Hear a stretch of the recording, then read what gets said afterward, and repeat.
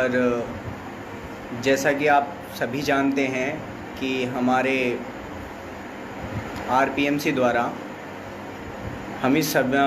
हमारे जितने भी पूरे राजस्थान के सभी भाई और बहन हैं हमारे, उनको इतना प्रताड़ित किया जा रहा है सारी चीज़ों को लेते हुए कि आप सब लोग देख रहे हो। इसके भुगतभोगी आप लोग भी हो और हम लोग भी हैं, जिसके चलते हम लोग अभी 28 तारीख को आरपीएमसी पे इकट्ठे भी हुए थे और आप लोगों ने मेरे को वहाँ देखा भी होगा। जिसके चलते वहाँ से हमारे रजिस्ट्रार साहब ने पुलिस बुलवा ली थी और हम सभी को थोड़ा वहाँ से इधर उधर होना पड़ा था, क्योंकि मैं नहीं चाहता था कि किसी और हमारे साथी की हमारे साथ लाइफ स्पॉइल हो इस पुलिस के चक्कर में। वो एक स्टूडेंट है, हम भी एक स्टूडेंट हैं, तो हम उनका दर्द समझते हैं। इसलिए हम लोगों ने वहाँ पे ज़्यादा उग्र प्रदर्शन नहीं रखा और हमें रखना भी नहीं था। हमें काम करना है, ऐसा नहीं है कि हमें काम नहीं करना, हमें काम करना है, लेकिन हमें अपने नियम कानून दायरे में रह के करना है। हाँ, हम समझते हैं कि आरपीएमसी ने आज तक ऐसा काम कुछ नहीं किया है, लेकिन हमें करना है, क्योंकि वो अपना दायित्व भूल रही है, लेकिन हमें अपना कर्तव्य नहीं भूलना चाहिए। चलिए, कोई बात नहीं। इसके चलते हमने आरपीएमसी पे सभी ने मेहनत की, हमारे भाइयों ने। मुझे इस चीज़ का बहुत बहुत धन्यवाद देना है आप सभी का कि जो लोग वहाँ उपस्थित थे, जो हमारे भाई और बहन उपस्थित थी, उनको मैं बहुत बहुत धन्यवाद देता हूँ, जिसके चलते हम सभी लोग वहाँ इकट्ठे हुए थे। लेकिन क्या है कि किन्हीं कारणों से कुछ मैं बोलूँ, एक खुल के बोलता हूँ, मैं पीछे से नहीं बोलता हूँ। आप लोगों ने जो वहाँ थे सभी जानते हैं कि मुझे बोलने का कोई डर नहीं है और ना मुझे किसी से कोई डर है। अरे यार, 26 महीने और 27वां महीना चल रहा है हमारा। 26 महीने हमें फर्स्ट ईयर में हो गए, स्टिल 26 महीने हमें फर्स्ट ईयर में हो गए और 27वां महीना चल रहा है। आप सोच के देखो कि हम लोग किस परेशानियों से झेल रहे होंगे, लेकिन फिर भी हम अभी दुरुस्त हैं हमारे विचारों से। लेकिन कुछ मैं आपको बोलूं तो मुझे बहुत दुख हो रहा है इस चीज़ का कि हमारे भरतपुर से 3 हमारे साथियों ने सुसाइड कमिट कर चुके हैं, जिसके चलते मैंने वहाँ उनसे आरपीएमसी में रजिस्ट्रार साहब से बात भी कही कि सर, हमारे 3 जो भाई हैं वो सुसाइड कमिट कर चुके हैं, उनका जिम्मेदार कौन होगा, आरपीएमसी या आप होंगे? तो उनका बहुत ही सेंसलेस आंसर आता है मेरे पास कि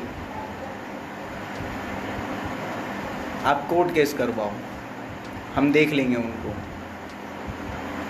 आप सच बताओ आप लोग कि क्या उसके फैमिली के पास इतना पैसा होगा कि वो कोर्ट केस के चक्करों में सालों साल अपने आप को घिसता रहे? एक तो अपना बच्चा भी खोए और वो कोर्ट केस भी लड़ ले। इनमें तो बेशर्माई है, लेकिन उस बाप की जो दिल से गुजरा है, ये क्या उसका मजाक नहीं उड़ा रहे थे? एक सेकेंड, मेरे पास प्रूफ है किसी चीज़ का।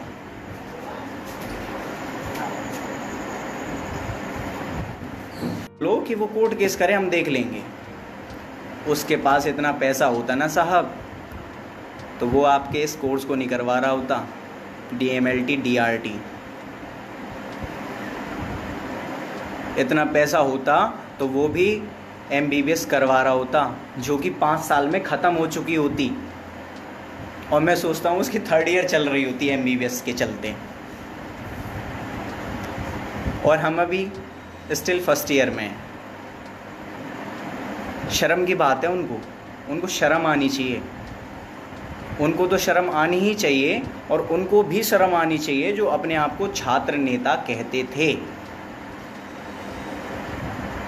मैं एक छात्र नेता जी को कॉल किया, मैंने एक दिन 28 तारीख से पहले जाने को, मैंने 27 को इवनिंग टाइम में कॉल किया। मैंने सर, मैं बड़ी रेस्पेक्ट से बात की उनसे वहाँ उस दिन, सच बोल रहा हूँ कि मैंने रेस्पेक्ट से बात की। मैंने सर, आप हमारा दर्द समझ सकते हैं कि हमारे भाई भरतपुर से ऐसे एक्सपायर हुए हैं और तीनों एक ही फील्ड के हैं। तो भाई जी मेरे से बोलते हैं क्या प्रूफ है कि वो इसके वजह से ही मरे? मरने वाला के प्रूफ रख के मरता है क्या? क्या अपनी परिस्थिति ढिंडोरा पीट के मरेगा कि नगाड़े बजा के मरेगा कि भाई मैं मरने जा रहा हूँ, देख लो मैं फांसी लटकूंगा और लाइव प्रदर्शन करूँगा? मैं लाइव प्रदर्शन करने वाला हूँ, कभी ऐसा है कोई?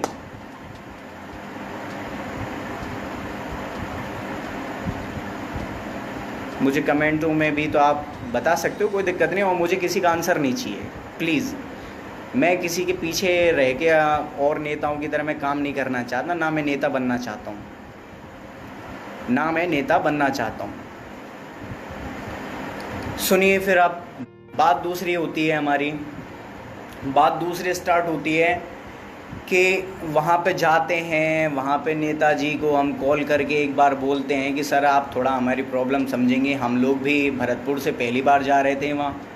एक्चुअली ऐसा नहीं था कि मैं पहली बार गया, मैं बहुत बार होके आया। मेरे को 1% वैल्यू नहीं लगी कि कोई अगर बच्चा सिंसियरली वहाँ जाए और उसका काम हो जाए।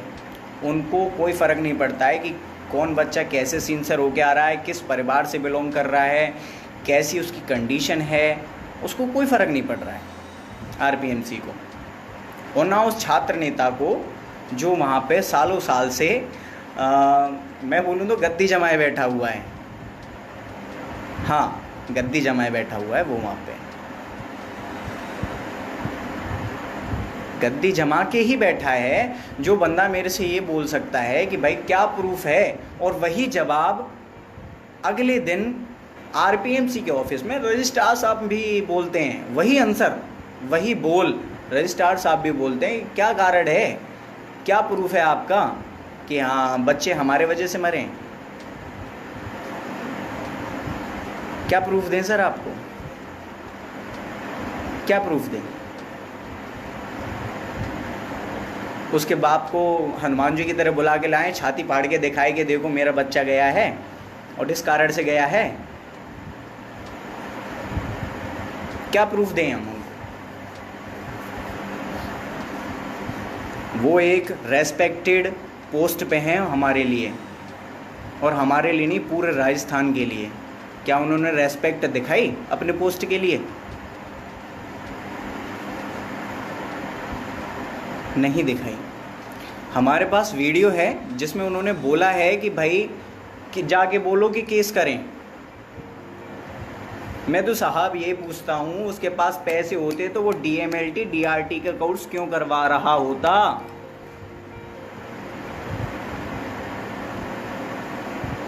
अगर उसके पास पैसे होते, उसके पिताजी के पास, तो उसको एमबीबीएस का कोर्स नहीं करवा रहे होते?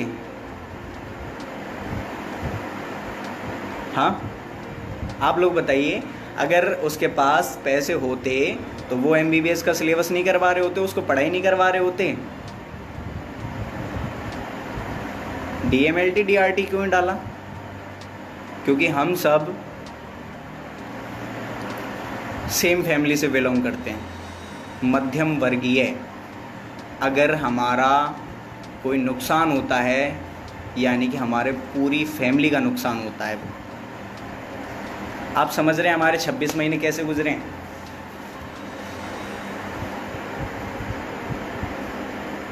कैसे गुजरे हैं सभी जानते हैं, मुझे बताने की भी ज़रूरत नहीं है। और मैं अपनी कंडीशन बताऊं तो एक बार को तो मुझे भी ये हो गया था कि भाई मैं कर क्या रहा हूँ। जब मुझे फैमिली से, रिश्तेदारों से फ़ोन आने लगे कि भाई शुभम क्या कर रहा है आपका लड़का, और मेरे फैमिली वाले बोलते कि आंखें झुका के बात करते कि भाई अभी तो डीआरटी कर रहा है और वो भी फर्स्ट ईयर, और मुझे उनका सामना नहीं हो सकता था उनसे। मैंने आज तक बातें नहीं की, कर ही नहीं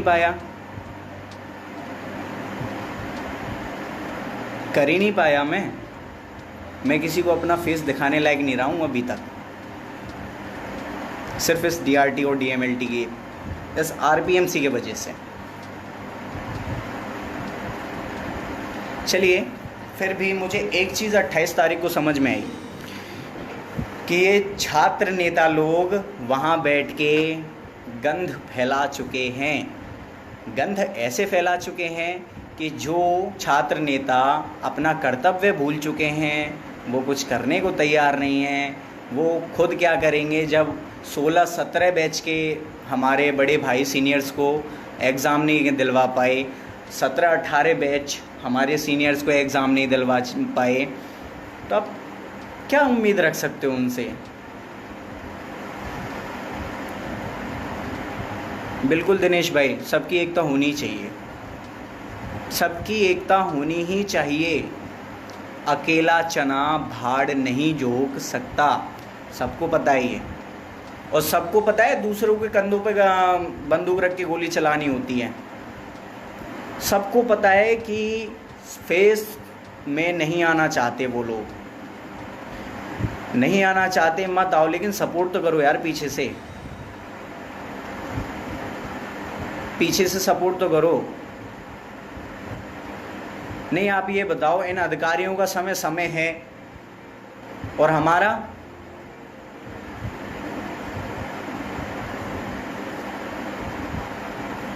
समय वो कहाँ जा रहा है? आज आप लोगों को पता है डीएमएलटी और डीआरटी के जितने भी बच्चे हैं वो 4000-5000 में नौकरियां कर रहे हैं और उनसे 12 घंटे नौकरियां करवाई जा रही हैं। ये जितने यूनियन की बात करते हैं ना ये लोग, कहाँ है इनकी यूनियन? कहाँ है ये छात्र नेता? क्यों नहीं आते हैं ये? क्यों नहीं आरपीएमसी में बोलते हैं कि भाई मेरे जो सीनियर्स हैं 16-17 बैच, 17-18 बैच, उनके एग्ज़ाम आज तक क्यों नहीं हुए, जो 4-4 साल 5-5 साल निकलने को आ गए? क्या उनका समय पैसों से तुलनीय नहीं है, अमूल्य नहीं है?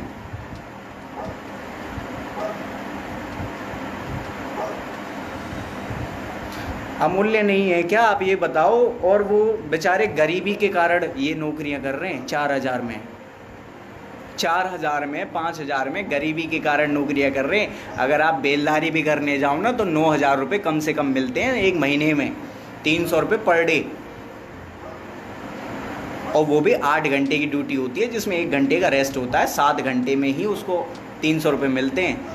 यहाँ 4000 में उसको पहले तो रगड़ा जाता है अच्छे से, फिर उसको घिसा जाता है अच्छे से, और फिर उसको निचोड़ा जाता है, जैसे कि आरपीएमसी हमें अभी तक निचोड़ चुकी है और छात्र नेता लोग निचोड़ चुके हैं। अब सोचिए पर डे का उसका वैल्यू कितनी हुई, 12 घंटे ड्यूटी देके और उसको 4000 रुपये।